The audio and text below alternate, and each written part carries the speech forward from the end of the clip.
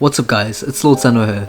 This is the first video in a series that I'm going to be doing called ROBLOX Revisited. The whole idea of this series is to go back to Roblox games that I quit or games that died and see if they're still worth playing to this day and whether they've gotten any better. I thought what better way to start off the series by playing Starscape, which was a game that I played a lot during 2020 when I was in virtual school and I had a lot of free time. Starscape has quite a humble player base, hovering at around 200 to 300 players. The game still actively receives updates, and since the last time I played, the game is quite different, and they've added a lot more content to the game. So it's pretty difficult to explain to someone what exactly Starscape is without them playing the game, but it's an open universe, space exploration and combat game.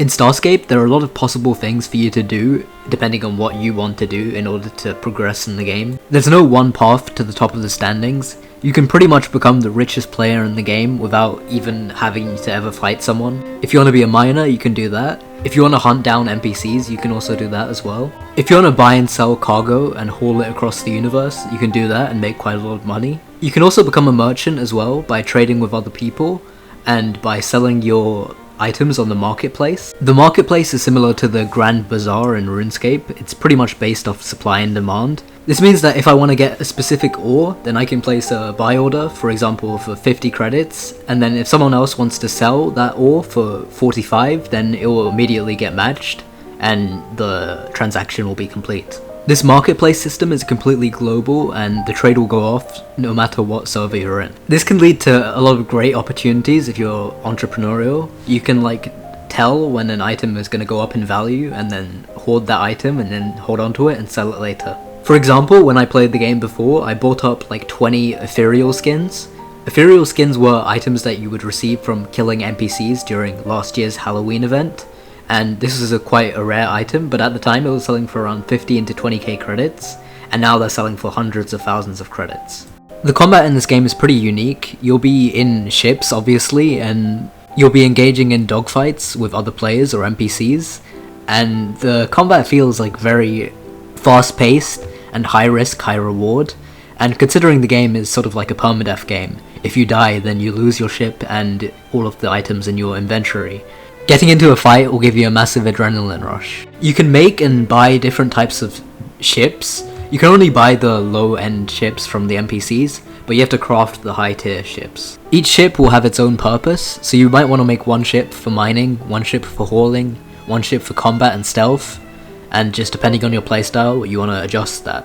There are different modifications that you can add to your ship, like more damage, faster projectiles, faster warp speed, faster acceleration. And if you have one of the big mid-game to end-game ships, you can actually add different types of weapons to your ship. Maybe you want to add a mining laser, or you want to add a cannon or a laser beam. You can do that depending on what type of enemies you want to be fighting. I think the most interesting part about the game is the map. The map is split into hundreds of different systems, and these are basically the worlds of the game, and if someone else is in the same world as you, then they will be in your server. The map is so vast that if you go out from the middle of the map, you'll inevitably find servers where no one's there, and it will feel like you're all alone and you have all of these resources to explore. The systems have different danger levels, such as wild and contested, and these basically determine how dangerous the system is. So if you're a new player, you obviously want to stay in the secure systems where you're not going to get attacked by enemies. Some of the endgame content in this game is insane because you'll be fighting massive fleets of ships, and eventually you'll be fighting enemy guilds. The stronger you get, the more likely you are to run into other players, and you're inevitably going to get into some fights and confrontations. And my advice is to play this game with some other friends so that you're prepared for that when that does happen. Coming back to Starscape, it reminded me of how much I missed open world games, especially on Roblox. A game like this is just so intricate and well developed. Some of the concepts in the game are just way ahead of anything else on the platform for its time.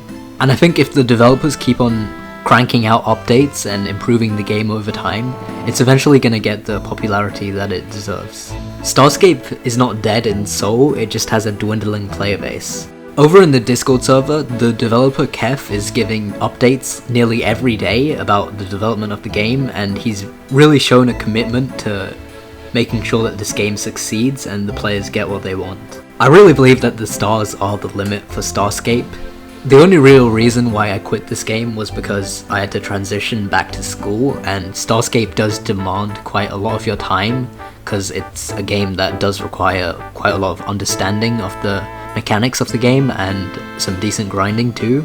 But after coming back to this game, I can safely say that I'm going to be playing it from time to time and probably investing a couple of hours on the weekends. Alright guys, that's all I have to say about Starscape. If you enjoyed this first episode of Roblox Revisited, let me know in the comments and tell me what games you want me to cover next. Thank you for watching, and I'll see you in the next one. Peace out.